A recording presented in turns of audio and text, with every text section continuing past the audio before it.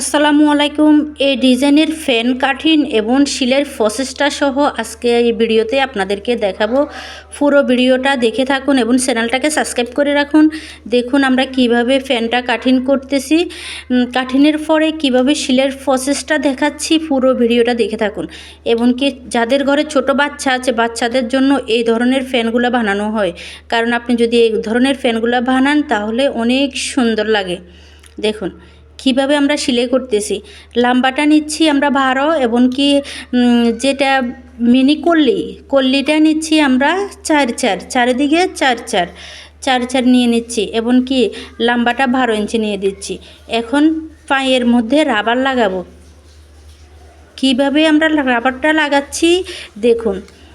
পুরো ভিডিওটা যদি না দেখে থাকুন তাহলে আপনারা ঘরে বসে শিলের কাজ করতে পারবেন না, এমনকি ভিডিওটা দেখে থাকলে ঘরে বসে সত্যি শিলের কাজ করতে পারবেন।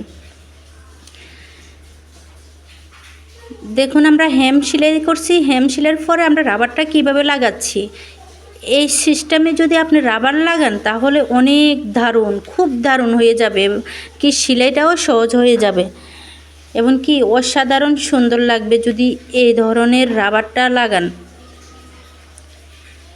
ইলাস্টিকটা যদি এভাবে লাগানো থাকে তাহলে অনেক সুন্দর লাগে একটা প্যান্ট। বাচ্চারা পরলে ঝাঁকানাকা সুন্দর লাগে। দেখুন কি যে সুন্দর করে আমরা সেলাইটা দেখাচ্ছি এবং কি সেলাইটার প্রসেসটা দেখাচ্ছি। আপনারা দেখুন ভিডিওটা, সম্পূর্ণ ভিডিওটা দেখে থাকলে তখন যে আপনি বুঝবেন কিভাবে আমরা সেলাই করতেছি এবং কি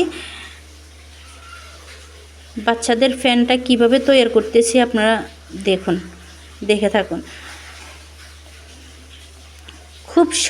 খুব সহজ এই ধরনের বাচ্চাদের শর্ট প্যান্টগুলো খুব সহজ। এক পা করে আমরা সেলাই করে নিচ্ছি।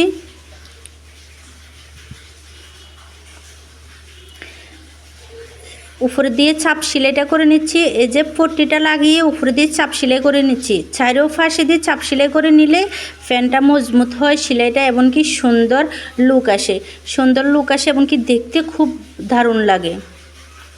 দেখুন আমরা কিভাবে চাপ সেলাইটা করে নিচ্ছি।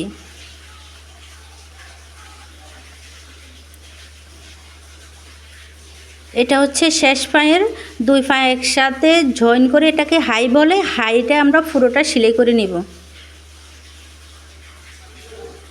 যখন হাইটা পুরোটা সেলাই করে নিব এই যে সেলাই শেষ এবং শুধু কোমরে রাবারটা লাগালে হবে। আমরা এখন চাপ সেলাই দিয়ে দিচ্ছি। এটাকে চাপ সেলাই বলে। আমি সহজ ভাষাতে কথা বলতেছি, সবাই যেন বুঝে ভালো করে। ভালো করে যদি না বুঝে তাহলে তো আপনি কাজ পারবেন না। কারণ কাজ পারতে হলে ভালো করে একজন থেকে ভালো করে বুঝতে হবে। তার জন্য আমি সহজ ভাষাতে আমি বলতেছি। দেখুন আমি হেম করে নিচ্ছি। হেমের পরে আমি রাবারটা লাগাবো। কীভাবে রাবারটা লাগাচ্ছি আপনারা দেখেন। দেখার পরে আপনারা ঘরে বসে এই রাবারটা লাগাই নিতে পারবেন।